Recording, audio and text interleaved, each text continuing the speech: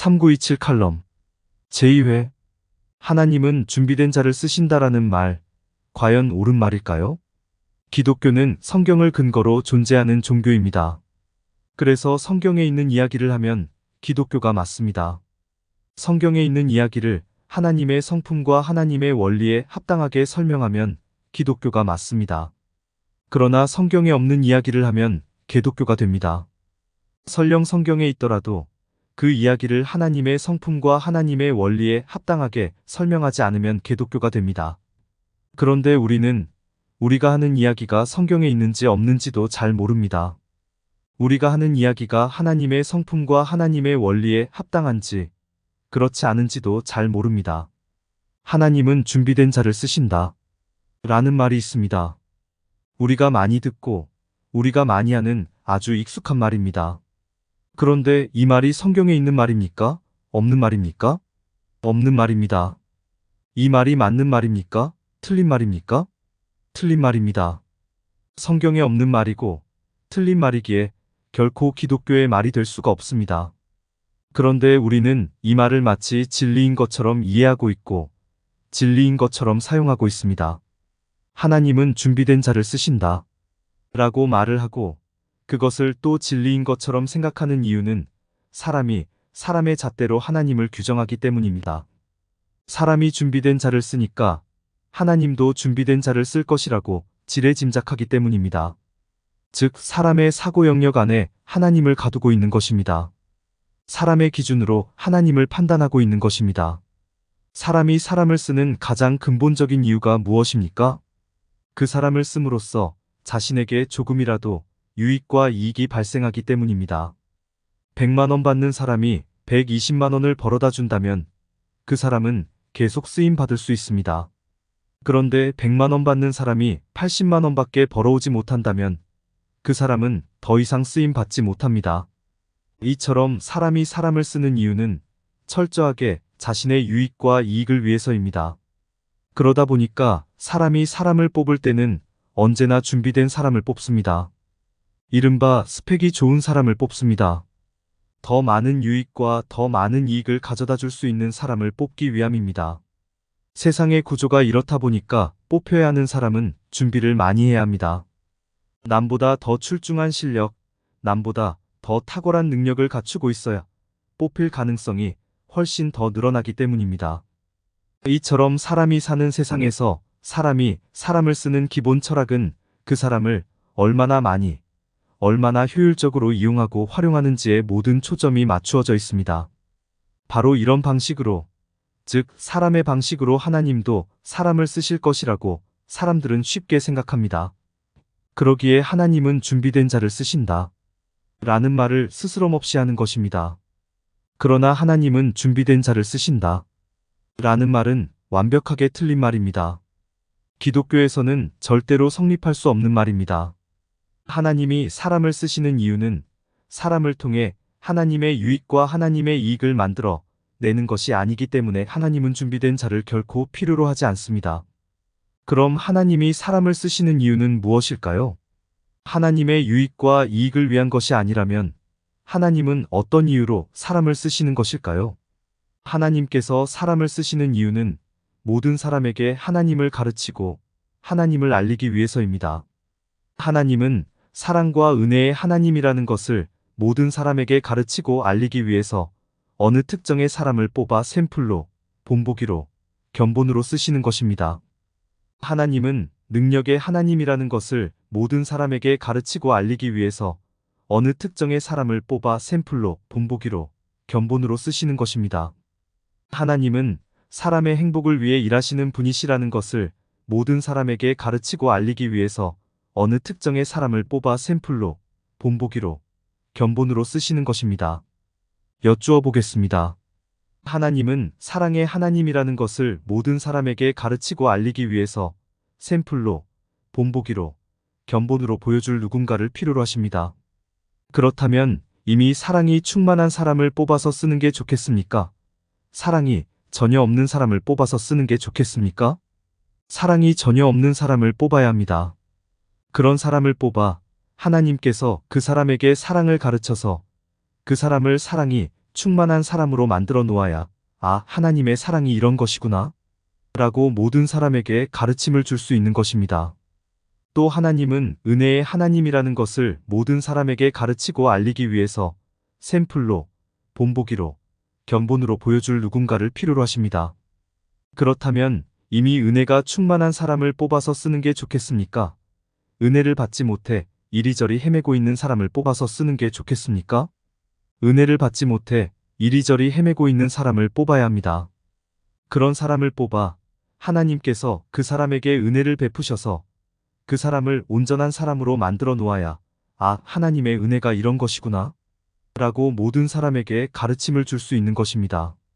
또 하나님은 능력의 하나님이라는 것을 모든 사람에게 가르치고 알리기 위해서 샘플로, 본보기로, 견본으로 보여줄 누군가를 필요로 하십니다. 그렇다면 이미 능력이 차고 넘치는 사람을 뽑아서 쓰는 게 좋겠습니까? 아무 능력도 없는 찌질이를 뽑아서 쓰는 게 좋겠습니까? 아무 능력도 없는 찌질이를 뽑아야 합니다.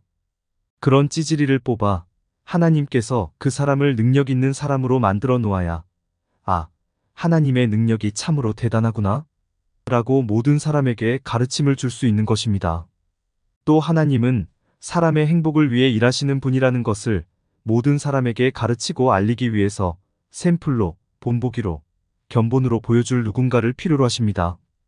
그렇다면 이미 행복한 사람을 뽑아서 쓰는 게 좋겠습니까? 불행하기 짝이 없는 사람을 뽑아서 쓰는 게 좋겠습니까? 불행하기 짝이 없는 사람을 뽑아야 합니다. 불행한 사람을 뽑아 하나님께서 그 사람을 행복한 사람으로 만들어 놓아야, 아, 하나님은 정말로 사람의 행복을 위해 일하시는 분이 맞구나, 라고 모든 사람에게 가르침을 줄 수 있는 것입니다. 여쭈어 보겠습니다. 사랑이 메마른 사람이 과연 준비된 자인가요? 은혜를 받지 못해 이리저리 헤매고 있는 사람이 과연 준비된 자인가요? 아무 능력 없는 찌질이가 과연 준비된 자인가요? 남들이 행복하게 살아갈 때 불행하게 살아가는 사람이 과연 준비된 자인가요?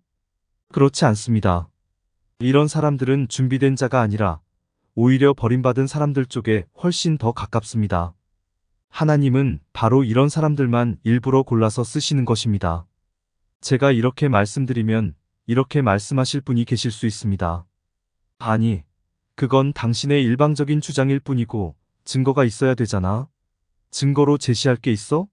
라고 따지실 분이 계십니다. 당연히 증거가 있습니다. 성경에 증거가 차고 넘칩니다. 우선 아브라함을 예로 들 수 있습니다.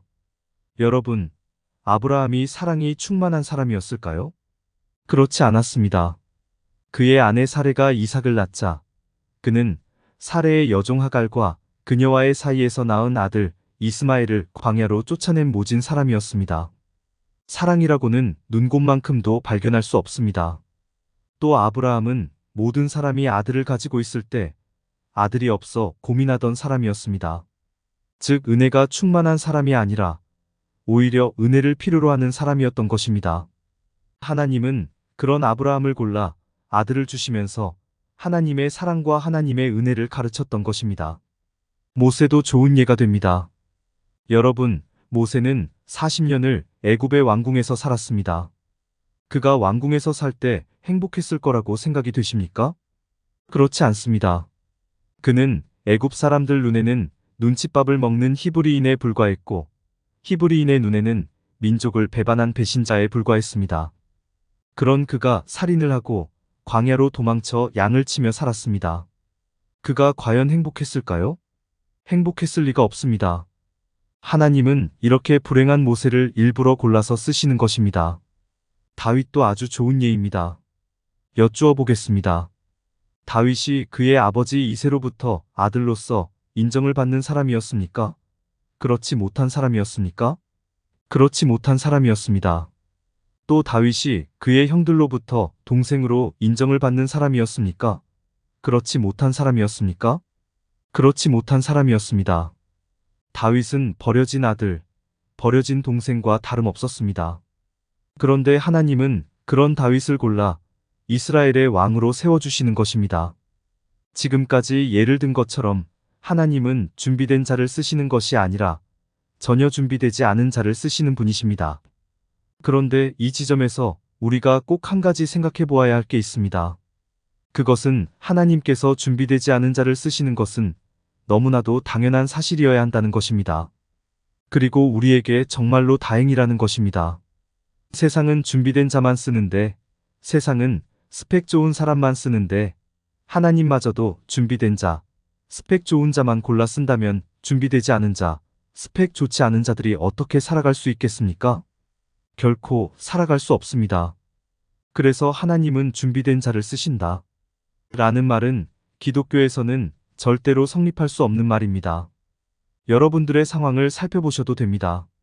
하나님을 믿고 교회에 나가고 계시는 분들은 하나님으로부터 구원을 받은 성도이십니다. 그런데 여러분이 구원을 받아 성도가 된 것이 여러분이 준비해서 이루어진 것입니까? 아니면 나도 모르게 이루어진 것입니까? 나도 모르게 이루어진 것입니다. 나는 아무 준비도 하지 못했는데 어느 날 하나님께서 나를 은혜로 구원하여 성도로 만들어 놓으신 것입니다. 하나님께서 일하시는 원리를 잘 이해하셔야 합니다. 하나님은 모든 사람의 유익과 모든 사람의 이익을 위해 일하시는 분이십니다.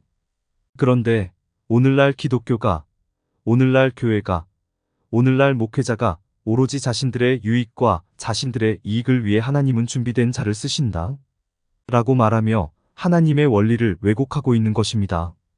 그렇게 왜곡해야만 성도들 앞에서 자신들은 준비된 사람이었고, 그래서 특별히 택함을 받은 것이라고 과시하며 성도들의 복종을 끌어내기가 용이해지기 때문입니다. 이런 교활한 왜곡에 절대 속는 일이 일어나지 않기를 간절히 바랍니다. 감사합니다.